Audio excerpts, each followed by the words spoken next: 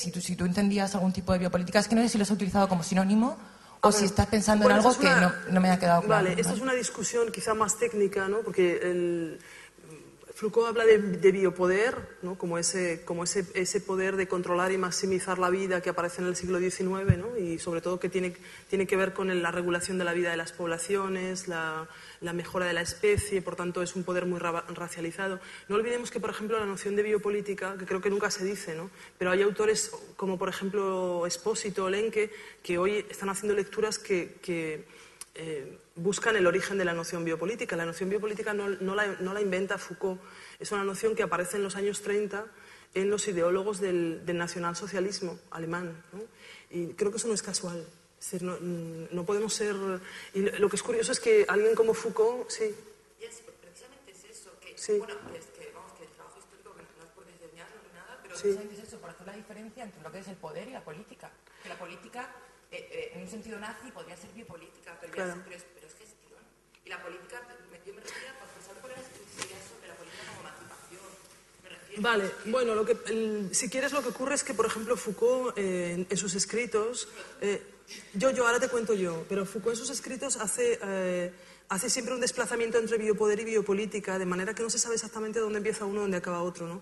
Yo normalmente hablo de contrabiopolítica, porque me da la impresión que precisamente si somos serios con el origen de esa palabra, que esa palabra surge en la Alemania nacionalsocialista en los años 30 y además, es decir, lo que esa noción implica cuando aparece, por ejemplo, en los escritos de Binding, por ejemplo, es que hay formas de la vida que deben ser exterminadas en beneficio, y esto también tiene que ver con la sostenibilidad de otro modo, ¿no? Pero en beneficio de la comunidad.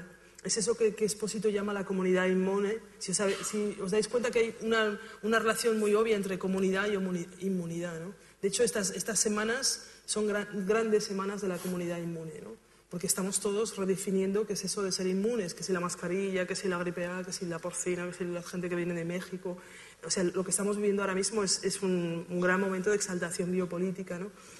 Y lo que ocurre en los años 30 es que precisamente en beneficio de la inmunidad el pueblo alemán considera, o una parte del pueblo alemán considera que es necesario exterminar una parte de ese propio pueblo para mantener la vida y mejorar la vida de la población. Fijaos que es algo absolutamente impresionante, ¿no?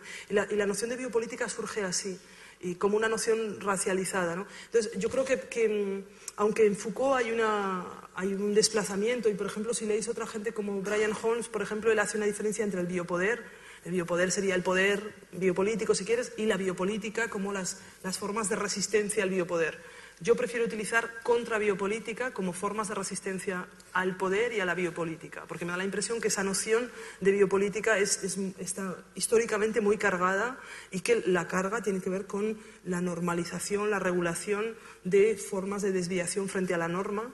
Y por tanto, si leéis mis textos y tal, veréis que por ejemplo, cuando yo hablo de las políticas queer, las caracterizo como contrabiopolíticas. De hecho, por ejemplo, yo creo que sería interesante que empezásemos a pensar el feminismo en su conjunto. Es decir, el feminismo, tal como lo conocemos, aparece en parte durante la Revolución Francesa y es estrictamente contemporáneo de la aparición de formas de biopoder tal como las caracteriza Foucault y formas disciplinarias, ¿no? Y yo creo que el feminismo es uno de los primeros discursos contra biopolíticos, en realidad, ¿no? Lo mismo le ocurre a los movimientos de lucha por la liberación de los negros, a los movimientos de descolonización, los podríamos releer hoy como movimientos contra biopolíticos, ¿no? Yo te diría, si me permites, sí. como la biopolítica sería como una falacia, porque sería como decir que la política siempre es una especie de arte del gobierno, y eso no es una política. La política, por rescatarla, sí. son las cuestiones públicas de la comunidad, ¿no? Sí. Público, pero antes de que se convierta en gobierno. Gobierno o ya gestión, ¿no? Como pasa ya más allá. Yo te diría que contra biopolíticos, si hacemos caso a ti que me interesa la historia, que también, Sí. contra biopolítico al final sería decir político. Quiero decir que sería volver otra vez a la política. Claro, por supuesto. Claro que sería... Claro que sería decir político, es decir... Haría falta tanto prefijo, yo creo, porque el trabajo... No, lo que pasa es que yo creo que los prefijos nos ayudan si quieres, nos ayudan a definir campos de acción, ¿no? Creo que cuando decimos político el campo es tan amplio. Por supuesto, pero justamente por eso me parece que, es decir, por ejemplo, yo creo que podemos hablar de políticas queer. Yo hablo de políticas queer, de políticas transgénero. Obviamente que, desde mi punto de vista, ese es el campo realmente de lo político, ¿no? Las biopolíticas, realmente, de hecho, por ejemplo, como Foucault las definía, eran como el gobierno de los cuerpos libres, ¿no? Efectivamente, ese es un campo relativamente restringido frente al lugar en el que se produce eso otro que en realidad las formas de gobierno no pueden totalmente encapsular, que es la vida, ¿no?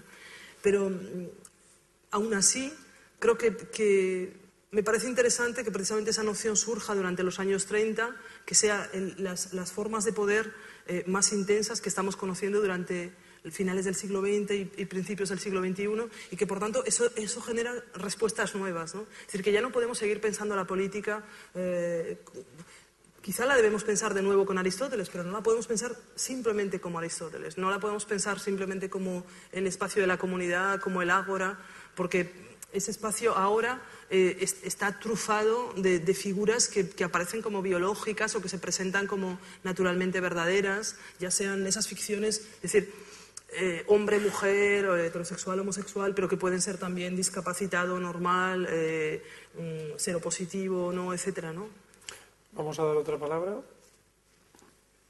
¿Alguien más? Sí, allá arriba.